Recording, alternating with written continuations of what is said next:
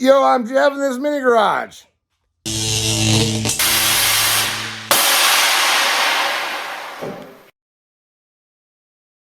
Today we are starting on the rear link setup for Cobb's Beat to Hell project.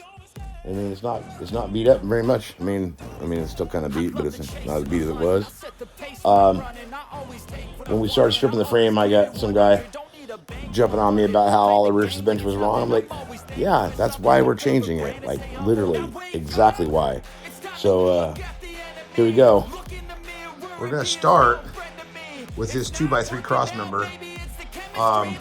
And we've got this banjo bent tube here that I got from United Tube Bending, and they bent it for me at 180, and that's going to be sitting in the middle, basically here, in the middle of the middle for the drive line to go through. We're going to use, or attempt to use a one-piece drive line, so the drive line will come up through here. We'll weld this in the middle of the cross member, and then get the links on, and then on the rear end. And yeah, still got some finishing to do up in the frame up there, but we can get all that done without being on camera, so let's get on to it. So we got our first hole drilled, and she's snug. That's just what we want. Now we got to make sure that our marks are tight and right, and we get the second hole put there, and we'll slide this hoop in, and then we'll weld it around and get it where we want it before we cut out the center section. So we got that loop fit in there. We're gonna put a couple tacks on it just to hold it in place for now.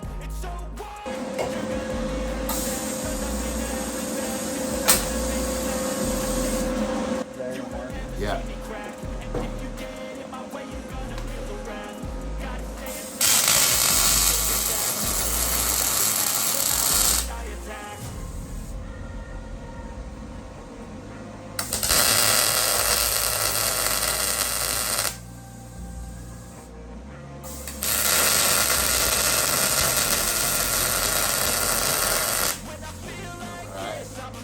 Okay, the next thing we're going to do is put our bushings in our wishbone and the lower bars and bolt the brackets to them. So we got the tabs mounted on the bars, and we got them tacked. Now we're going to flip it up, get the axle center and sitting where we want, and tack those tabs in. How you feeling about this, Cobb? Better. Eric? Looking better. Yeah? All right, well, we'll start measuring, getting the axle where we want it. So, our super badass AVS kit was missing the top tabs for the wishbone. Cobb called them, and Carlos didn't seem to care, which is really weird. Usually they're really good about sending that stuff back out, but we have to make a tab because don't have it, and Carlos hasn't got back to us, so we're going for it. So we got the center from the distance, just like in the video before, measured 33 inches back to the center of the axle, and then we got a center line here and a center line on the axle, and we're going to get a plumb bob. So Eric and Cobb are run and get a plumb bob. Then we're gonna drop it and make sure we're centered. So we measured, got the axle center, got it back where we wanted it, had the pinion angle set at 0 for ride height, which is about 4 inches off the ground, give or take.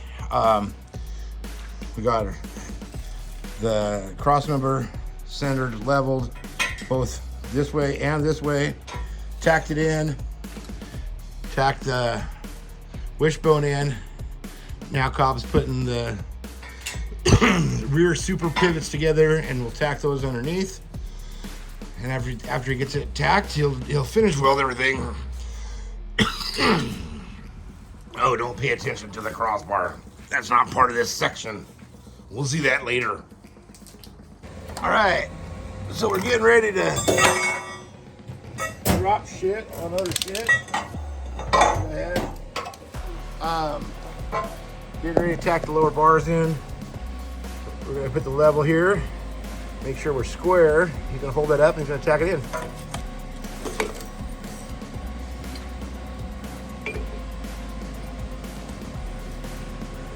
Make sure we're, hang on, go out. Oh.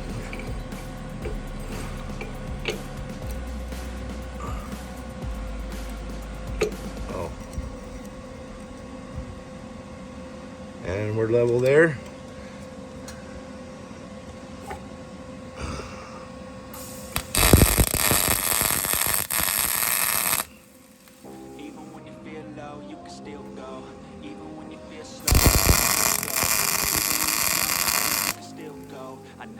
You reach around to the backside.